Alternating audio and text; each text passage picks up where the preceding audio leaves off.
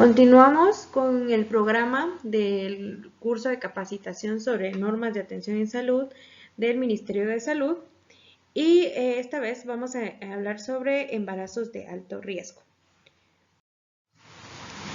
Se define la palabra riesgo como peligro o la contingencia de un daño y el riesgo materno entonces sería la contingencia de un daño, es decir, de enfermar o morir en una madre, feto o recién nacido debido al proceso de embarazo, parto o puerperio. Identificación del riesgo. Para identificar el riesgo en el embarazo requiere un amplio conocimiento sobre las diversas complicaciones que pueden ocurrir durante el embarazo, el parto y el puerperio. La función del profesional de salud es detectar el problema potencial para tratarlo y prevenir las complicaciones que surjan, y se debe de detectar durante el control prenatal. Factores de riesgo. La edad. Mujeres muy jóvenes, adolescentes o pacientes mayores de 35 años tienen mayor riesgo durante su embarazo o parto. Es importante también saber la paridad de cada una de nuestras pacientes.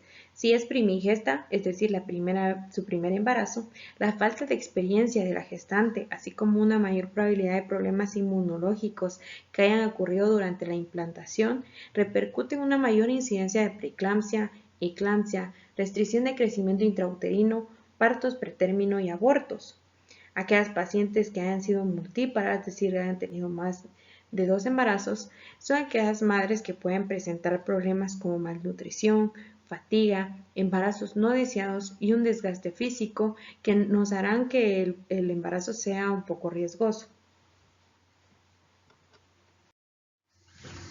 Importante también nosotros de conocer la condición socioeconómica de nuestra paciente, porque la morbilidad materna y perinatal están directamente relacionados a poblaciones con bajos recursos. La gestante malnutrida se complica con enfermedades infecciosas, abortos recurrentes y parto pretérmino. Tengamos una mala historia obstétrica, es decir, que tengamos antecedentes en la madre de abortos, abortos recurrentes, embarazo ectópico, parto pretérmino, restricción de crecimiento intrauterino en embarazos anteriores, hipertensión y diabetes. Trastornos de nutrición, es decir, que la gestante requiere un promedio de forma normal 300 kilocalorías día, pero debido a ciertos factores externos, la alimentación no es balanceada, no incluye proteínas, hierro, folatos, vitaminas, oligoelementos que son necesarios para el embarazo, pero a veces la madre no tiene acceso a una adecuada alimentación o no se permite una adecuada alimentación en la gestante. Entonces estamos frente a trastornos de nutrición que podrían complicar el embarazo.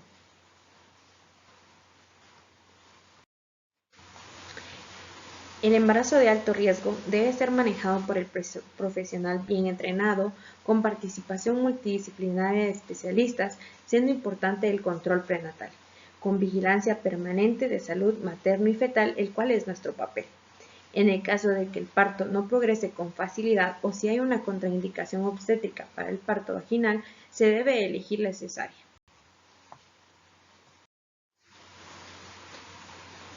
Uno de los embarazos de alto riesgo es aquellas pacientes que son VIH positivo.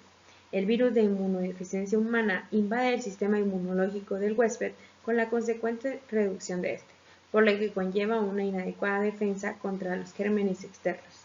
Tenemos síntomas que pueden estar presentes en la mujer embarazada, como fiebre, fatiga, cefalea, sudores nocturnos, erupciones cutáneas, linfadenopatías, inflamación a nivel de las articulaciones, náuseas, vómitos y diarrea, los cuales suelen ser inespecíficos y se requiere la realización de una prueba.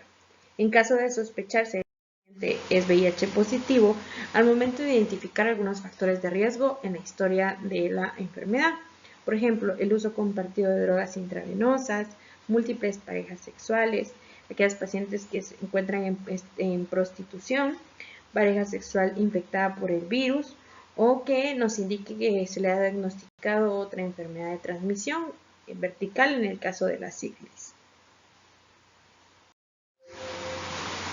Es importante conocer si la madre es VIH positivo, ya que según los estudios que se han realizado, la transmisión del virus de madre a hijo ocurre en el 80% de los casos de pacientes que son positivas. A esto se le denomina transmisión vertical y es la causa de la mayoría de los casos de niños con SIDA.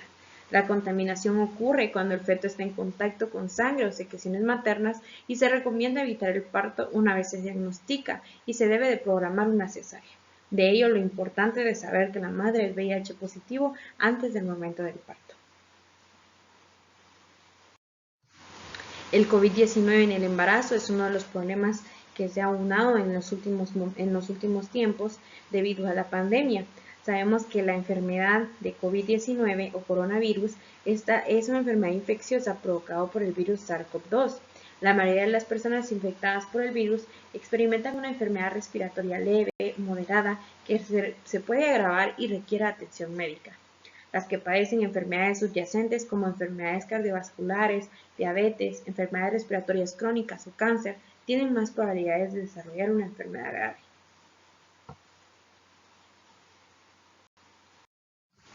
Las mujeres gestantes se consideran una población vulnerable que tienen ciertas susceptibilidades y factores protectores para la evolución natural de la enfermedad, en especial su respuesta inmune, la posibilidad de transmisión vertical y los parámetros respiratorios. Vemos síntomas importantes a reconocer en una paciente serían una temperatura por encima de los 37.3 grados, dificultad respiratoria que nos indique que se ahoga a respirar y que esto sea progresivo, que la tos que se presenta sea seca y sin moco, que tenga anosmia y ageusia y síntomas gastrointestinales como diarrea. Nos hará sospechar a nosotros de que estamos frente a un cuadro positivo de COVID-19. Se recomienda entonces para el diagnóstico de COVID-19 la realización de aspirado nasofaringeo y el hisopado faríngeo. Se deben de tomar 2 muestras. El tratamiento. Según los últimos reportes científicos en cuanto al tratamiento de la mujer embarazada infectada por COVID-19, con diagnóstico de infección respiratoria aguda asociada con alguna comorbilidad, así como la infección respiratoria aguda moderada, se recomienda el uso de hidroxicloroquina más acitromicina y se considera como una terapéutica prometedora capaz de disminuir la historia de la enfermedad en las pacientes embarazadas.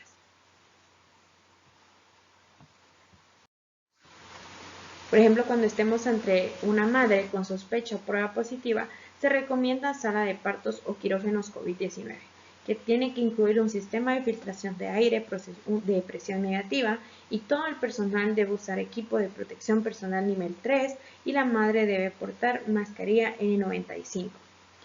En los pasos a seguir, se utilizarán las definiciones de caso, sospechoso, probable o confirmado de COVID-19, así como de los contactos ya establecidos por el Ministerio de Salud Pública y Asistencia Social.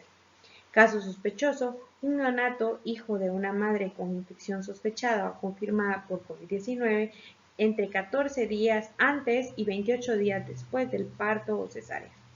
Y el caso confirmado, neonato que cumple definición de caso sospechoso y prueba reacción de cadena de polimerasa en tiempo real, PCR, COVID-19, positivo en tracto respiratorio.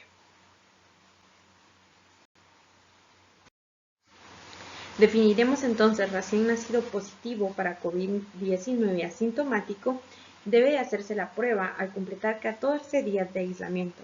Egreso con la madre con 2 pruebas negativas y se debe todavía de tomar un aislamiento domiciliar y continuar con la lactancia materna.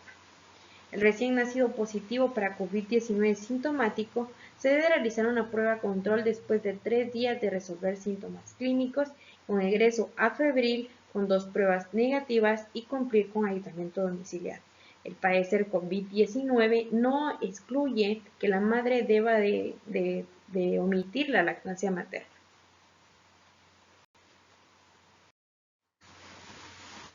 Con esto terminamos el segundo tema para el segundo módulo del curso de atención de normas en salud del Ministerio de Salud Pública.